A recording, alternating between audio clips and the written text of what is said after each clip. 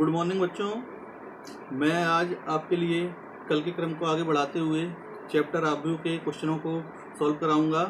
और जो मैंने कल एक्सरसाइज डाली थी वो लोग आप देख सकते हैं स्क्रीन पर। ये मुझे उम्मीद है आप लोगों ने लगाने की कोशिश की होगी। और मैं उससे पहले जो आगे बढ़ूं उससे पहले कुछ बताना चाहूँगा कि अभी तक हम लोगों ने जो इस चैप्टर में देखा है, क्योंकि ये चैप्टर बहुत ही ज़्यादा इम्पोर्टेंट है परीक्षा की दृष्टि से, क्योंकि आव्यूह एक ऐसा चैप्टर है आपके सिलेबस में जो कम मेहनत में और आप देख सकते हैं अच्छी स्कोरिंग करता है। मैं आपको उसी क्रम में आपको आगे बढ़ाऊंगा। सबसे पहले एक नज़र डाल लेते हैं जो आप लोगों ने अब तक पढ़ा है। सबसे पहले जल्दी से देखते हैं। आप लोगों ने देखा है जैसे कि ये आ रहा है आपके सामने, आपने आव्यूह की परिभाषा देखी थी। उसके बाद हम लोगों ने पढ़ा था आव्यूह के प्रकार, कई तरीके के प्रकार थे आव्यूह में। और फिर हम लोगों ने एक्सरसाइज 3.1 के क्वेश्चन हम लोगों ने लगाए थे बच्चों। और उसी क्रम में मैं आज आपको आगे सॉल्व कराऊंगा। और जिन बच्चों को असुविधा हो रही है क्वेश्चन सॉल्व करने में वो मुझसे क्वेश्चन पूछ सकते हैं, क्योंकि कल मैंने ये आप लोग देखिए स्क्रीन पर, ये मैंने डाली थी एक्सरसाइज पूरी डाल दी थी जिसमें 3.1 में 10 क्वेश्चन थे आप लोगों की सुविधा के लिए, और कुछ सॉल्व भी किए थे मैंने। तो ठीक है, आगे बढ़ते हैं। गुड मॉर्निंग बच्चों। आज मैं कल के क्रम को आगे बढ़ाते हुए प्रश्नावली 3.1 का क्वेश्चन नंबर 6 आपके लिए लेके आया हूँ। बहुत ही अच्छा क्वेश्चन है ये, और इस तरह के क्वेश्चन से ही परीक्षा में कई बार प्रश्न आ चुके हैं। तो आप लोग इस प्रश्न को ध्यान से देखिए। और बिल्कुल सिंपल सा है, ये 1 नंबर में आता है। और कैसे सॉल्व होगा आप लोग देखिए।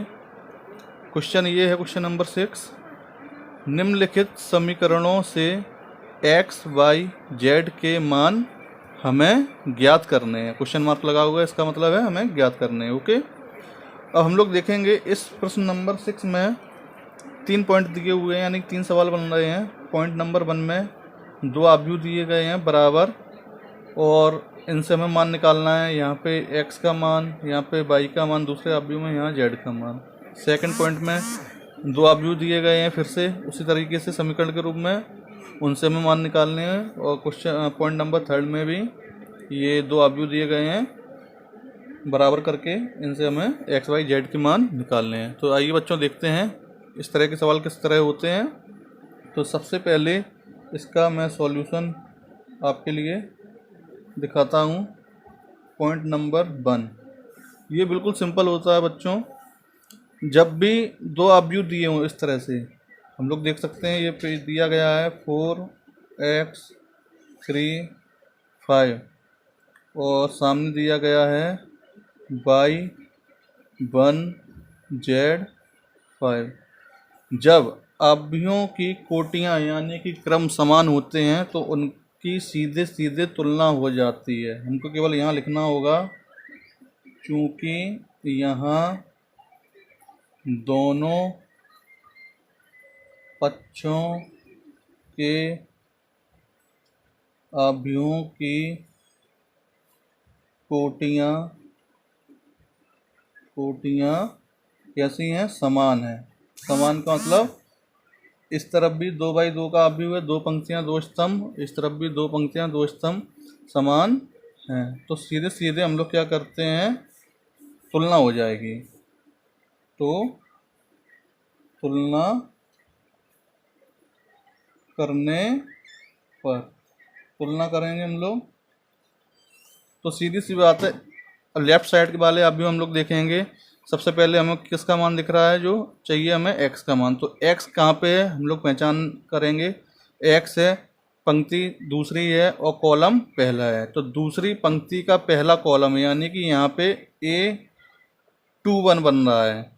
तो दूसरी तरफ A21 पे कौन सी संख्या आ रही है, दूसरी पंक्ति में, और पहले कॉलम पे ये दिख रहा है आपको 1।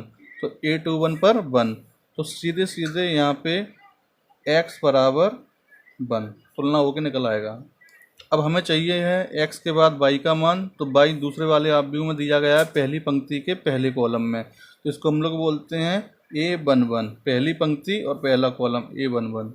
तो यहाँ पे हम लोग देख सकते हैं इसकी तुलना हो जाएगी लेफ्ट वाले आव्यूह से। पहली पंक्ति का पहला कॉलम में कौन सी संख्या आ रही है बच्चों, ये है 4। ठीक है, तो यहाँ से हम लोगों का मान निकल आया y का, ये हो गया 4, बिल्कुल सिंपल सा। और फिर दूसरे ही अवयव में जेड का मान है जो हम लोगों को निकालना है, दिख रहा है आपको। तो जेड की तुलना करेंगे, ये कौन सी चीज़ आ रही है, पंक्ति तो पहली और कॉलम दूसरा, तो इसको हम लोग पढ़ेंगे पहली पंक्ति का दूसरा कॉलम यानी कि A12। तो लेफ्ट साइड में इसी जगह पे कौन सी संख्या लिखी हुई है, ये है 3। तो इस तरीके से जेड का मान हम लोगों ने निकाल लिया 3। ओके, ये आपके एक्स वाई जेड के मान आ गए। आइए बच्चों देखते हैं, अब इसी तरह से हम लोग पॉइंट नंबर सेकंड को सॉल्व करेंगे। तो आप लोग देख सकते हैं पॉइंट नंबर सेकंड। तो सेकंड में जो हमको दिया गया है क्वेश्चन, वो पहले मैं नोट करूंगा, आप लोग देखिए ध्यान से। ये है x प्लस के बाई, पहले कॉलम में लिखेंगे, और पहली कॉलम में दूसरी पंक्ति में दिया है 5 प्लस के z, और ये है 2 और ये है x बाई। ठीक है बच्चों, और बराबर में इसकी जो वैल्यू दी गई है वो है 6, 5, 2, 8। इस तरह का ये हम लोगों को दिया गया है क्वेश्चन। तो हम लोग इसको सॉल्व करेंगे। तो सबसे पहले हम लोगों को यहाँ क्या करना है बच्चों, सबसे पहले हम लोगों को यहाँ वही तुलना करनी है, लिखेंगे चूंकि दोनों पक्षों के अवयवों की कोटियाँ बच्चों क्या हैं, कोटियाँ समान हैं, समान हैं। अतः इसलिए तुलना करने पर, जब कोटियाँ समान होती हैं दोनों पक्षों के अवयवों की, तो हम लोग तुलना कर सकते हैं बिल्कुल सिंपल तरीके से। तुलना करने पर ये लाइन आप लोगों को लिखनी अनिवार्य है। ठीक है, तो हम लोग देखेंगे यहाँ पे कुछ समीकरण बनेंगे बच्चों। तो यहाँ A11 की पोजीशन पर लेफ्ट साइड में x प्लस वाई आ रहा है, और A11 जो राइट साइड में आपको दिया गया वहाँ पे आ रहा है 6, तो x प्लस वाई का मान 6 आ गया। ये समीकरण नंबर हम लोगों का बन गया पहला। ठीक है बच्चों, इसी तरीके से हम लोग अगर चाहें तुलना करेंगे आगे 5 प्लस जेड जो लेफ्ट साइड में आपको दिया गया है। तो 5 प्लस जेड का मान जो आ रहा है आप लोग देख रहे हैं, वो राइट साइड वाली उस पोजीशन पर कौन सी संख्या है, वो है 5। इसको समीकरण नंबर मान लेंगे अगला। और एक चीज़ और हम लोगों को दिख रही है जिसकी भी ज़रूरत पड़ सकती है, पर हम लोग सेकंड समीकरण से बिल्कुल सिंपल जेड का मान यहाँ निकाल सकते हैं। पहले निकाल लेंगे उसके बाद आगे बढ़ेंगे। तो जेड का मान जब हम लोग निकालेंगे तो सीधी सी बात है बच्चों, यहाँ पे हम लोग देखेंगे जेड बराबर के इसी सेकंड समीकरण से, तो 5 प्लस के जेड बराबर 5 था, तो जेड का मान निकालेंगे तो 5 तो है ही, और ये वाला 5 उधर जाके पक्षांतर करेंगे तो माइनस का हो जाएगा, तो प्लस के 5 माइनस के 5 कैंसिल हो जाएंगे, तो जेड का मान बच्चों आ जाएगा 0। ओके, अब हम लोग आगे बढ़ते हैं और तीसरी समीकरण के लिए हम लोग देखेंगे लेफ्ट वाले अवयव में एक्स वाई वाली पोजीशन में जो दिया गया है, यानी कि दूसरी पंक्ति का दूसरा कॉलम एक्स वाई है, तो राइट साइड वाले अवयव में दूसरी पंक्ति के दूसरे कॉलम में है 8। तो ये समीकरण नंबर हम लोगों की बन गई है 3rd। ठीक है, इस तरीके से हम लोगों ने ये 3 समीकरण बना लिए हैं। अब हम लोग इनको सॉल्व करेंगे। ठीक है, आइए देखते हैं। तो इसको मैं आगे बढ़ाता हूँ, तो आप लोग देखिए इसको कैसे सॉल्व करेंगे। तो जैसे कि मैं आपको दिखाना चाह रहा हूँ, यहाँ पे जो समीकरण नंबर 1 थी, तो यहाँ से x प्लस वाई बराबर बच्चों कितना था 6। तो यहाँ से सबसे पहले अगर चाहें तो हम लोग सिर्फ y या x में से एक वैल्यू निकाल सकते हैं। माना कि हम लोग यहाँ से अगर y का मान निकालेंगे समीकरण नंबर 1 से, तो x पक्षांतर हो जाएगा, तो y बराबर हो जाएगा 6 माइनस के x। इसको हम लोग समीकरण नंबर 4 भी डाल सकते हैं, अगली समीकरण इसका हम लोग प्रयोग करेंगे बच्चों। जो हम लोगों ने अभी समीकरण नंबर 4 में y का मान निकाला था, उसको हम लोग समीकरण नंबर 3 में रखेंगे।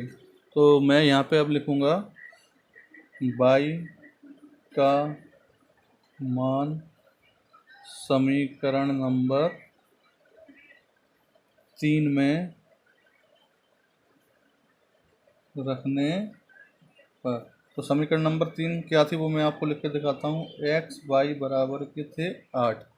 तो अब हम लोगों ने y का जो मान निकाला वो आया था बच्चों, वो आया था 6 माइनस के x। तो y की जगह मैं क्या रखूँगा, x इंटू के y की जगह हो जाएगा 6 माइनस के x इक्वल टू 8। अब इसको हम लोग सॉल्व करेंगे, तो x का इस ब्रैकेट में अंदर गुणा करेंगे तो क्या हो जाएगा, ये हो जाएगा 6x माइनस के हो जाएगा, एक्स से एक्स का गुणा हो जाएगा, एक्स स्क्वायर बराबर के 8। अब मैं क्या करूँगा कि एक्स स्क्वायर माइनस के और 6x को पक्षांतर करके इस तरफ ले जाएंगे 8 की तरफ, तो बराबर रह जाएगा 0। तो ये क्या हो जाएगा, इनके चिन्ह बदल जाएंगे। तो एक्स स्क्वायर हो जाएगा बच्चों प्लस का, और 6x हो जाएगा माइनस का, और प्लस के तो 8x हैं ही, सिर्फ सॉरी 8 हैं ही, और बराबर कितना रह जाएगा 0। अब यहाँ पे देखते हैं, ये एक बन गई है द्विघात समीकरण।